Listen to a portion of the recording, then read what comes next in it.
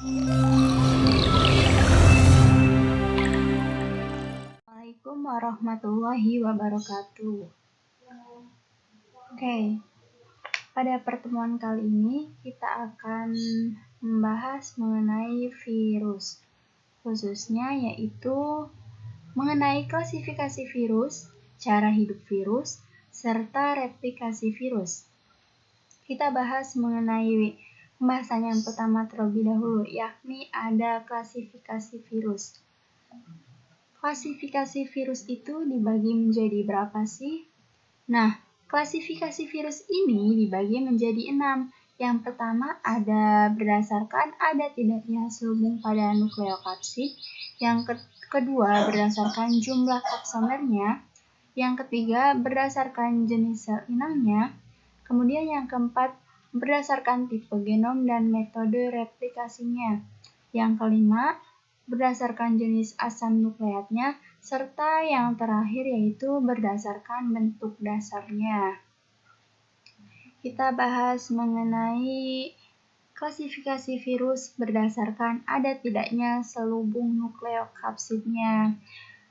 Pada klasifikasi virus berdasarkan ada tidaknya selubung nukleokapsidnya ini dibagi menjadi 2. Yang pertama ada virus berselubung, yang kedua ada virus telanjang.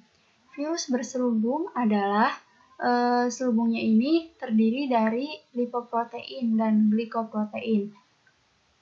Jadi virus berselubung adalah virus yang memiliki selubungnya yang terdiri dari lipoprotein dan glikoprotein. Contohnya ini ada herpes virus, togavirus, rhabdovirus, dan paramyxovirus. Seperti yang bisa dilihat gambarnya di sini. Ini dia ada glikoproteinnya. Kemudian yang kedua ada virus telanjang. Virus telanjang itu virus yang tidak memiliki selubung pada nukleokapsidnya. Contohnya itu ada adenovirus, papavirus, picornavirus, serta reovirus. Contohnya itu seperti ini. Bisa dilihat kan ya perbedaannya. Kalau ini ada glikoproteinnya, sedangkan pada virus telanjang itu tidak terdapat glikoprotein maupun lipoprotein. Kemudian, klasifikasi virus yang kedua yaitu berdasarkan jumlah kapsomernya. Pada klasifikasi berdasarkan jumlah kapsomernya ini dibagi menjadi 5. Yang pertama ada virus dengan 32 kapsomer, yaitu contohnya parvovirus, ini gambarnya. Yang kedua ada virus dengan 60 kapsomer, contohnya yaitu picornavirus. Kemudian yang ketiga yaitu ada virus dengan 72 kapsomer, contohnya parvovirus. Bisa dilihat seperti ini ya gambarnya. Kemudian yang keempat ada virus dengan 162 kapsomer, contohnya itu ada herpes virus. Dan yang terakhir ada virus dengan 25 kapsomer, contohnya itu ada adenovirus. Kapsomer itu apa sih? Kapsomer itu bagaimana bentuknya? Nah, ini dia kapsomer yang bulat-bulat ini.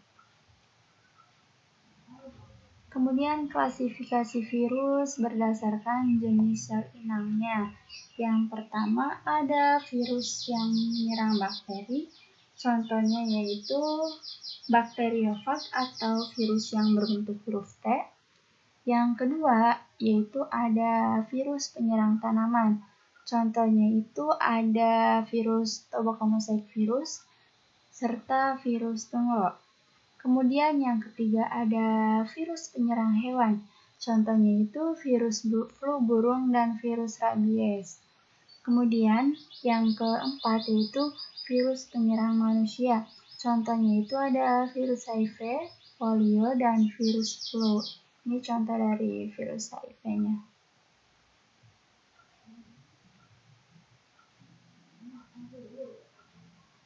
Kemudian klasifikasi virus yang selanjutnya itu berdasarkan tipe genom dan metode replikasinya.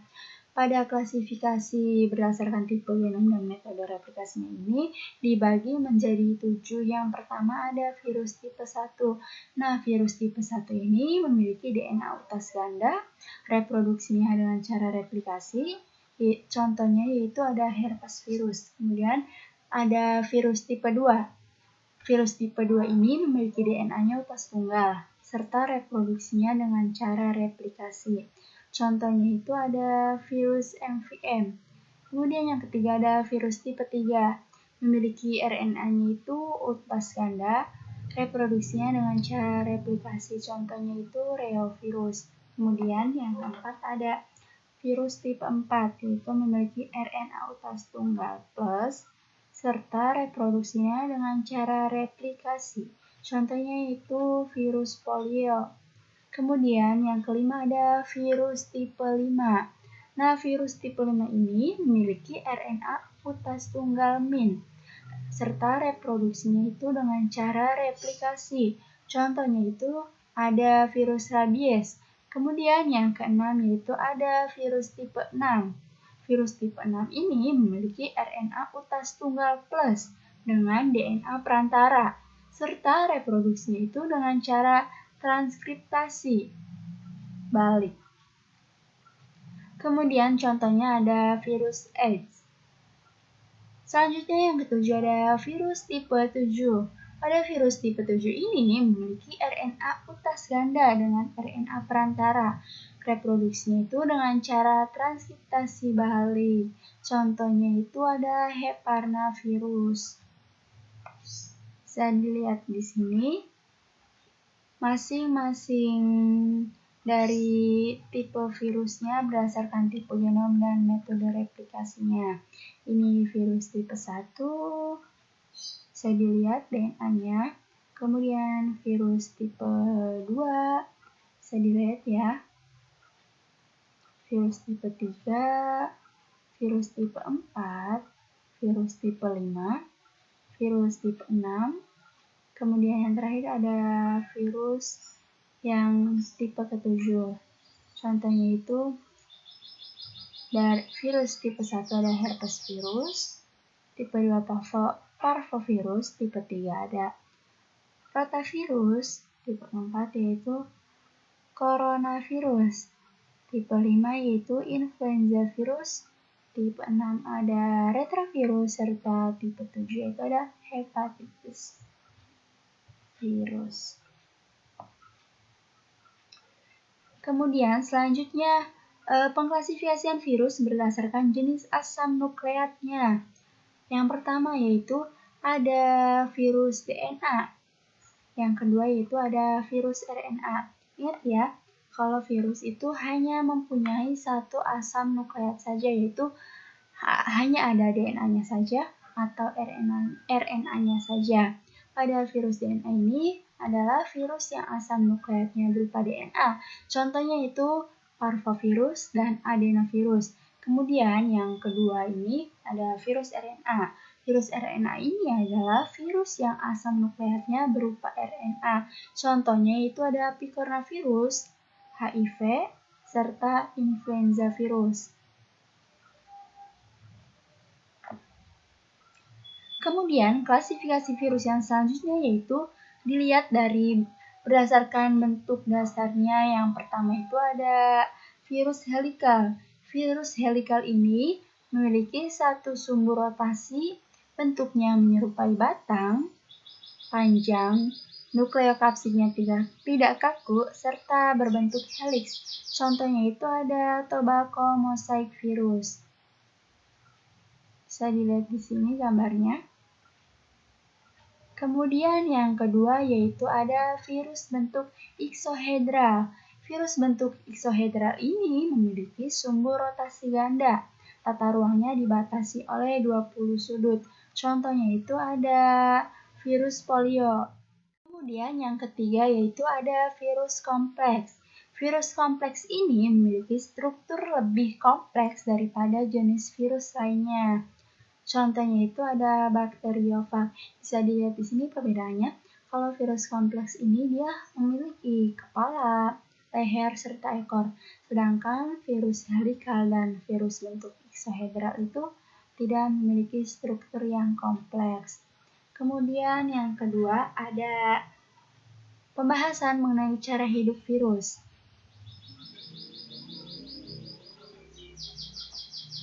Virus itu hanya dapat hidup di dalam sel hidup organisme tertentu yang cocok, sehingga disebut parasit intraseluler obligat. Jadi, bila sel hidup yang ditumpanginya itu mati, maka virus pun akan mati. Sel hidup yang ditumpangi virus itu disebut sel inang. Sel inangnya ini dapat berupa organisme monoseluler maupun multiseluler, yakni mulai dari bakteri, protozoa, jamur, tumbuhan, hewan, hingga ke manusia.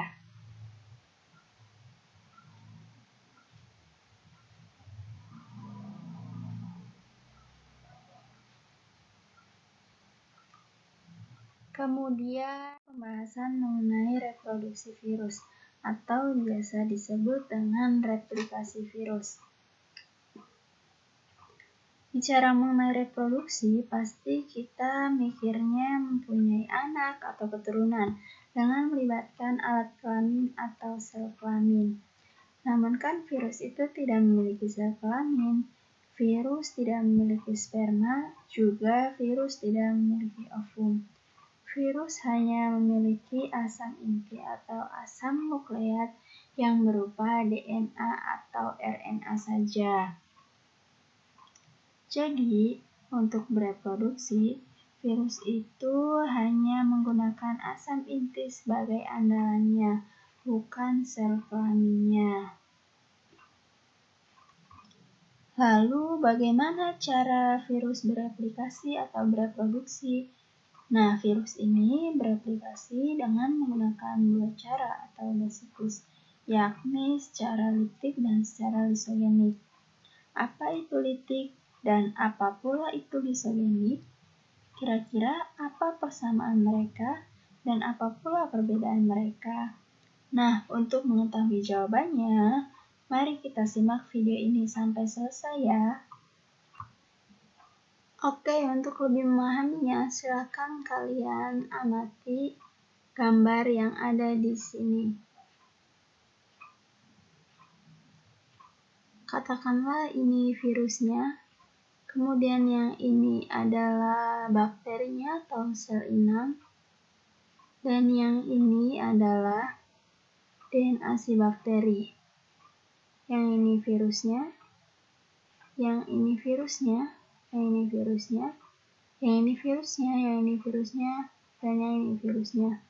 Kemudian pada siklus lisogenik, ini virusnya, dan ini virusnya yang berwarna merah. Ini virusnya, ini virusnya, ini virusnya, ini virusnya, ini virusnya, dan ini virusnya. Nah, yang pertama yaitu ada siklus litik. Pada tahapan siklus litik ini, mula-mula virus ini menempelkan dirinya ke inang atau ke bakteri, sehingga disebut dengan fase adsorpsi atau fase penempelan. Jadi, pada fase ini terjadi penempelan ekor virus ke tubuh si inangnya atau si bakteri. Misalnya, bakterinya ini yang jadi inangnya, kemudian yang datang adalah si virus. Jadi yang menempel ini hanya ekornya saja, tidak dengan semua badannya. Kemudian, setelah melewati ini, si virus akan melewati fase injeksi atau fase penetrasi. Artinya, asam inti virus ini akan masuk ke dalam tubuh inang atau bakteri. Kemudian setelah melewati fase ini, virus akan melewati fase eklifase. Maksudnya, si virus ini melemahkan DNA inang atau DNA bakteri itu dinonaktifkan. Jadi yang berkuasa atau yang mengontrol ini DNA dari si virus. Kemudian, fase sintesis. Dari sini, mulai terjadi pembentukan partikel tubuh virus, tapi masih terpisah, belum menyatu, masih memulai. Ada kapsidnya, ada lehernya, dan ada ekornya. Kemudian, setelah masuki masa sintesis, akan terjadi penggandaan tubuh virus. Partikel virus ini semakin banyak, tapi masih belum menyatu. Jadi, partikel yang tadinya satu digandakan. Yang awalnya adanya satu kapsid digandakan menjadi 3 kapsid. Yang awalnya cuma ada satu ekornya digandakan menjadi 3 ekornya. Yang awalnya cuma ada satu lehernya digandakan menjadi 3 buah lehernya. Dan fase ini juga disebut dengan fase replikasi. Kemudian setelah memasuki fase replikasi, virus akan memasuki fase perakitan, di mana pada fase ini semua partikel virus sudah lengkap atau sudah menyatu. Di fase perakitan ini, si virus sudah banyak partikelnya. Setelah itu, virus akan mengalami lisis. Artinya, dinding sel bakteri sebagai inang pecah karena dihancurkan oleh virus, sehingga keluarlah anakan-anakan virus yang sudah lengkap, kemudian jumlahnya banyak. Nah, kira-kira seperti itu gambaran dari siklus litik. Sekarang kita akan memasuki siklus yang kedua, yakni siklus lisogenik.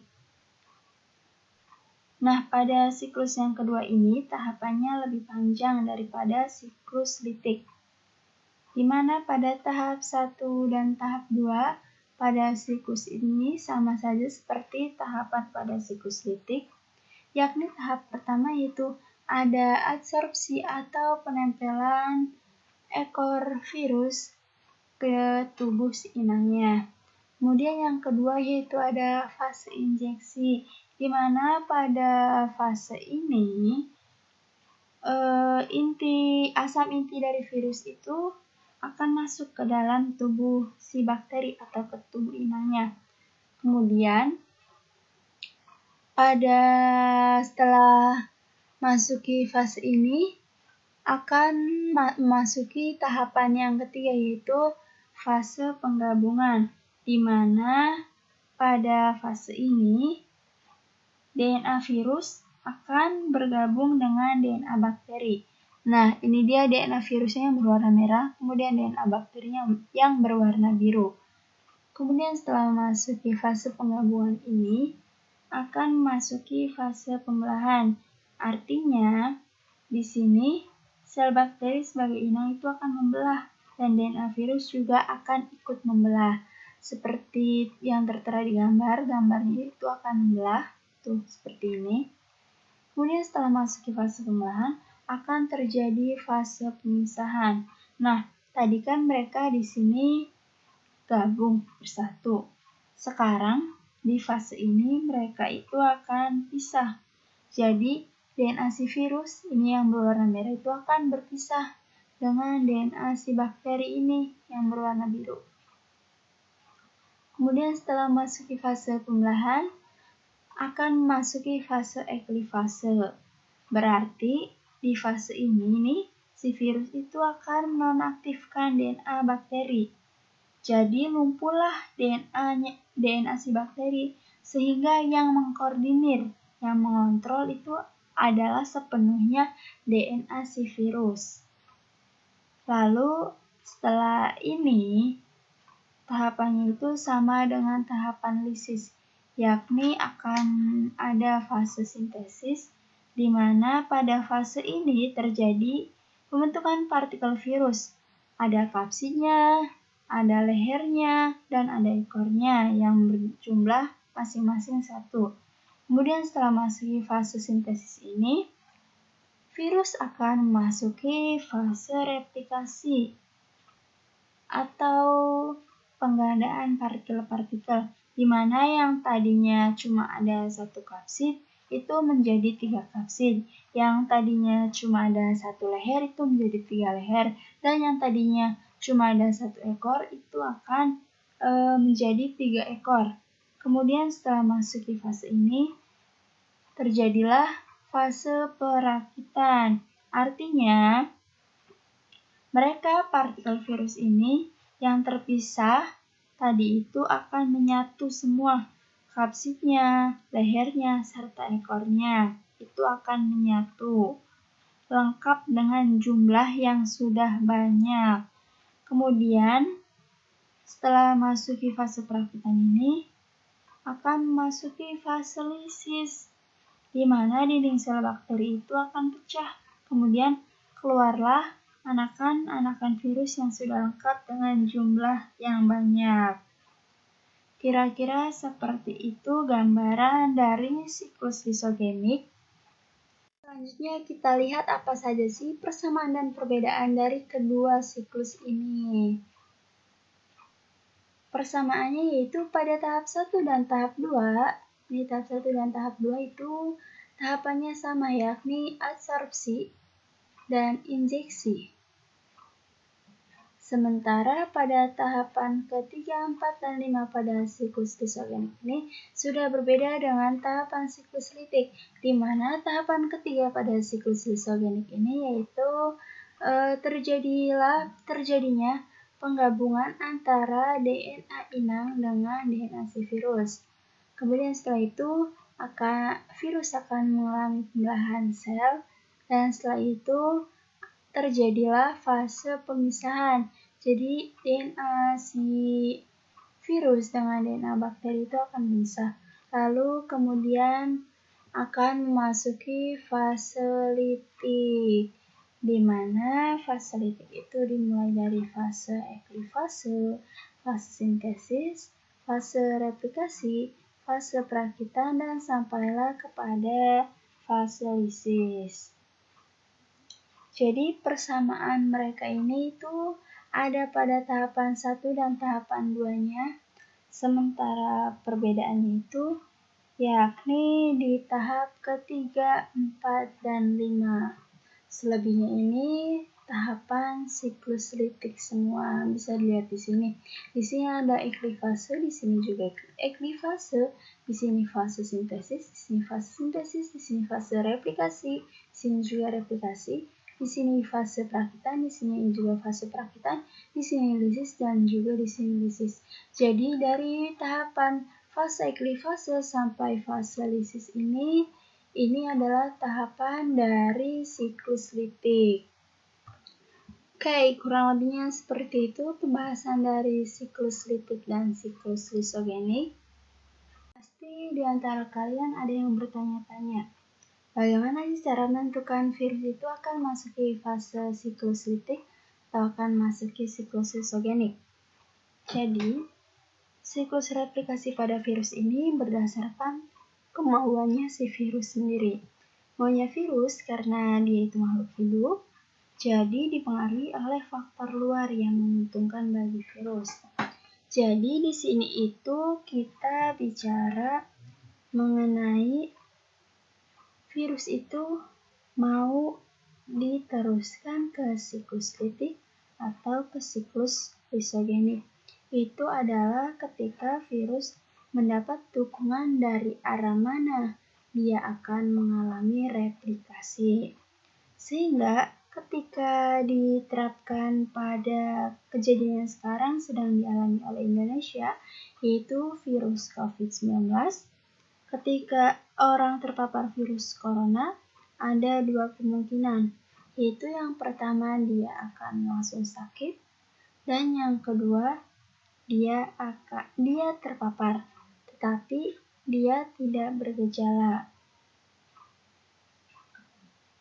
Sehingga jika orang yang terpapar virus, lalu kemudian mereka langsung sakit, itu berarti siklusnya berarti virusnya itu mengalami siklus litik. Tetapi ketika ada orang yang terpapar virus, namun dia tidak sakit, itu virusnya mengalami siklus reproduksi secara lisogenik. Cukup sekian mengenai pembahasan pada materi hari ini. Kurang dan lebihnya mohon maaf. Wabillahi taufiq wal hidayah. Wassalamualaikum warahmatullahi wabarakatuh.